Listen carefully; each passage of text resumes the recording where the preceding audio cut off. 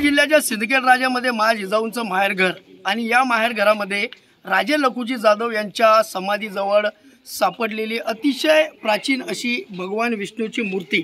आपण देखील ही मूर्ती बघू शकता की या मूर्तीला जमिनीमधून काढण्यासाठी या ठिकाणी प्रयत्न जे आहेत ते पुरातत्व विभागाकडून काटेकोर आणि तंतोतंत असे प्रयत्न या ठिकाणी सुरू आहेत। सन 1100 ते 1300 दरम्यानची ही मूर्ती असल्याचंही या ठिकाणी सांगितले जाते। गेल्या 3 ते 4 दिवसापासून या मूर्तीला जमिनीमधून बाहेर काढण्याचं काम जे आहे ते युद्ध पातळीवर सुरू आहे। अतिशय प्राचीन असलेली ही भगवान विष्णूची मूर्ती जी आहे ती या ठिकाणी राजे लखुजी जाधव यांच्या समाधीसमोर ज्यावेळेस उत्खनन सुरू होतं त्या उत्खननादरम्यान ही मूर्ती या ठिकाणी आढळलेली आहे। पुरातत्व विभागाचे अधिकारी जे आहेत ते संपूर्णपणे या ठिकाणी मूर्तीला कुठलाही प्रकारचा डाग न लागता अतिशय सुखरूपपणे असे बाहेर काढण्याचं काम जे आहे ते या ठिकाणी सुरू आहे। हा संपूर्ण परिसर आपण देखील बघू शकता की या ठिकाणी उत्खनन सुरू होतं। राजे लखुजी जाधव यांची हीच समाधी जी आहे, जी हिंदू राजाची समाधी जी आहे ते भारतामध्ये पहिली अशी समाधी मानल्या जाते आणि त्याच ठिकाणी जी आहे ते उत्खनन सुरू आहे। उत्खनन सुरू असताना या ठिकाणी भगवान विष्णूंची मूर्ती सापडणं ह्या अतिशय आनंदाची बाब जी सिंदखेड राजेवासियांसाठी आहे।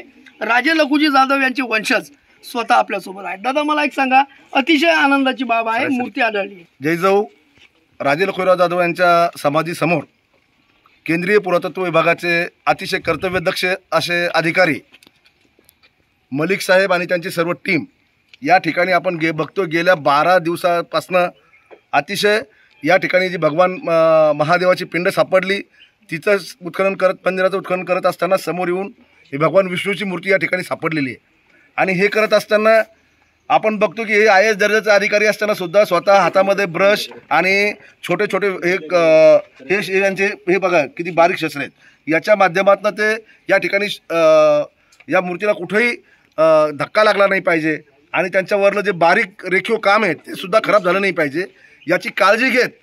आणि मला खरोखर आनंद होतो की इतके कर्तव्यदत्त माणसं की जे आज सकाळी इथून सुरू होतात तर संध्याकाळपर्यंत फक्त ही मूर्ती त्यांनी मनात आणलं असतं तर एका दिवसात ते बाहेर काढू शकले असते एखादं मशिनरी लावून किंवा काही, परंतु अतिशय मॅन्युअली आणि कुठंच मूर्तीला नुकसान पडणार नाही असे काम या ठिकाणी होतं आहे।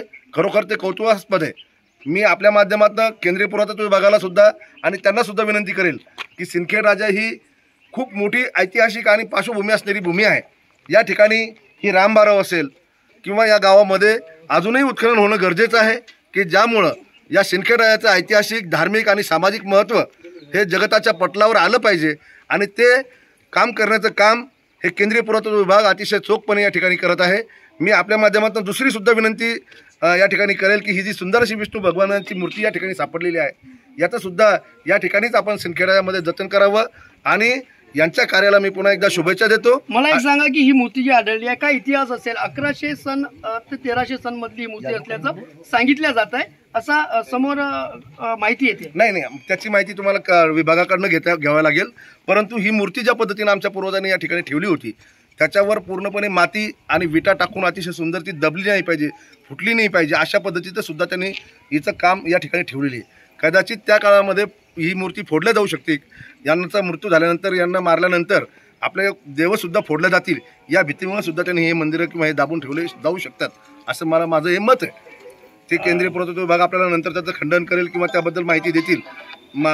तरी मी आपल्या माध्यमातून या पुरातत्व विभागाचं कौतुक करतो की त्यांनी अतिशय सुंदर असं काम, अतिशय सुंदर अशी रेखीव मूर्ती या ठिकाणी कोणतंही नुकसान न होऊ देता या ठिकाणी बाहेर काढलेली आहे। पुरातत्व विभागाचं काम जे आहे ते अतिशय शांततेत आणि डोळ्यामध्ये अंजन घालून अशा प्रकारचं सुरू आहे, कारण मूर्तीला कुठल्याही प्रकारचा इजा होऊ नये किंवा खंडन होऊ नये अशा प्रकारची भूमिका डोळ्यासमोर ठेवून या ठिकाणी जे पुरातत्व विभागाचे अधिकारी जे आहेत ते अहोरात्र या ठिकाणी झटताना आपल्याला पाहावयास मिळत आहे। आणि त्याचबरोबर राजे लखुजी जाधव यांच्या वंशजांनी एक मागणी प्रामुख्याने या ठिकाणी केली आहे की ही जी मूर्ती जमिनीमध्ये उत्खनन करताना आढळलेली आहे ती मूर्ती सिंदखेड राजामध्येच त्या मूर्तीचं जतन करण्यात यावं अशा प्रकारची मागणी देखील राजे लखुजी जाधव यांच्या वंशजांनी बोलताना व्यक्त केली आहे। राहुल खंडारे, न्यूज 18 लोकमत, बुलढाणा।